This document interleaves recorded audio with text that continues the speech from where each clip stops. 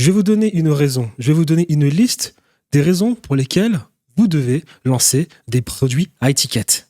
Parce qu'en France, on fait partie de l'Europe. Ce n'est pas une bonne nouvelle. En euros, le taux d'intérêt flambe. Les États européens empruntent désormais plus cher. Parce qu'en France, on suit la politique énergétique européenne. Le parc nucléaire français peut produire de l'électricité pas chère, mais l'Europe n'autorise pas les Français à en profiter.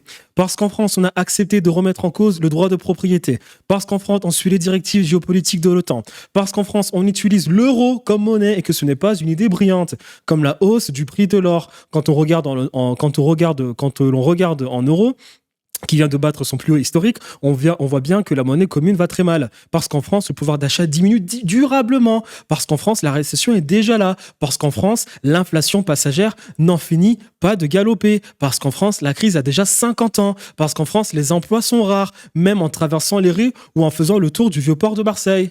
N'est-ce pas Emmanuel Macron? Parce qu'en France, les salaires sont bloqués. Parce qu'en France, la hiérarchie nous pèse. Parce qu'en France, les talents sont ignorés. Parce qu'en France, les baby boomers s'agrippent au pouvoir et à leurs privilèges. Aujourd'hui, dans les 28 pays de la communauté européenne, la pauvreté des 18-24 ans est 2 fois plus élevée et que celle de plus de 65 ans et que celle des plus de 65 ans et que cet écart a doublé en 10 ans. Et plus, oh là là, excusez-moi.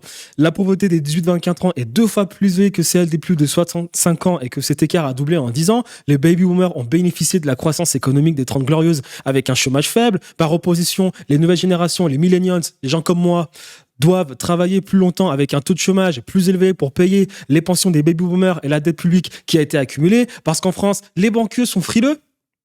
On ne prête plus d'argent.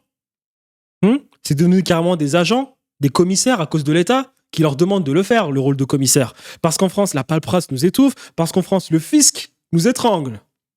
Le fisc nous étrangle de manière injuste. Parce qu'en France, l'immobilier est trop cher. Parce qu'en France, l'énergie est chère. Même si on a les produits à bas coût à cause du nucléaire. Parce qu'en France, parce que la France se prépare à la guerre. La France se prépare à la guerre, l'euro perd en valeur. Parce qu'en France, personne n'est en sécurité. Pour toutes ces raisons,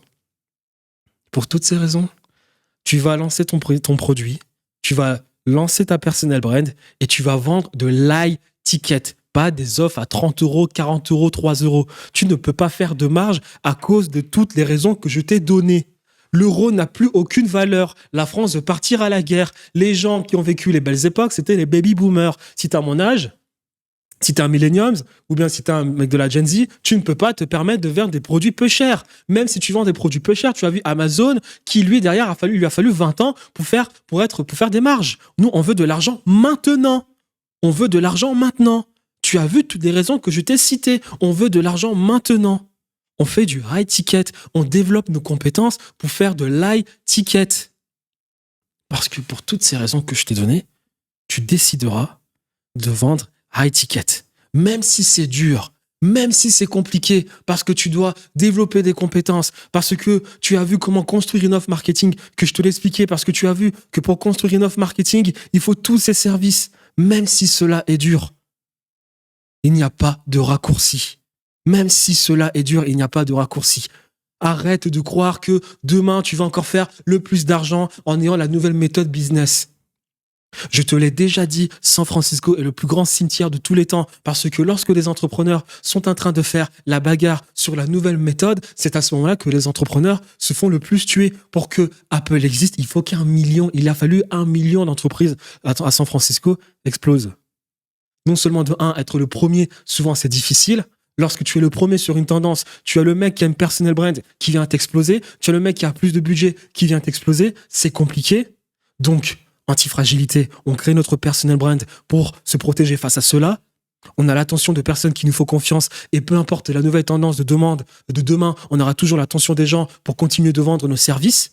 On crée nos personal brand, on crée un narratif, on fait en sorte que les gens s'identifient. Je t'ai déjà donné des exemples de David Beckham qui n'est pas le premier footballeur de tous les temps mais qui a fait le plus d'argent parce que lui a travaillé sur son branding. Maria Sharapova, Notorious Big. Je t'ai donné l'exemple d'Eden Hazard qui a fait l'inverse, qui pensait être le meilleur footeux et du jour au lendemain on l'a oublié. C'est le problème du business, c'est pareil. Tu peux avoir la meilleure méthode demain, on peut t'oublier du jour au lendemain parce qu'il y a un mec qui va arriver avec une nouvelle méthode.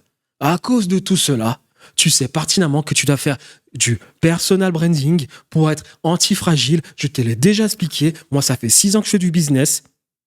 J'ai eu des résultats comme ça, 1, 2, 3, 1, 2, 3, 1, 2, 3, 1, 2, 3, pendant que des entrepreneurs, eux, plus le temps passe et plus ça fait comme ça. Et quand tu regardes, tu analyses leur business, ils ont tous des personal brands.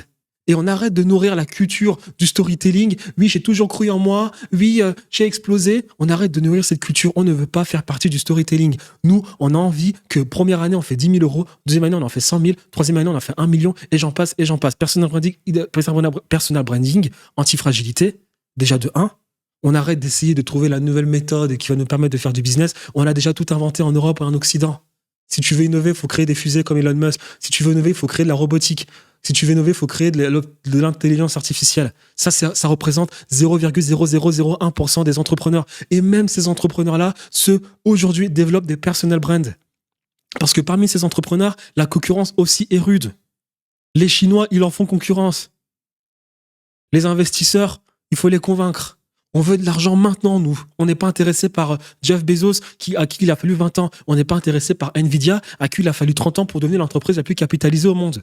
On veut de l'argent maintenant. On commence de bas, on a une petite audience, on fait de l'high ticket. On fait de l'high ticket. Et maintenant, pour l'high ticket, on retient 2 choses. Le pricing.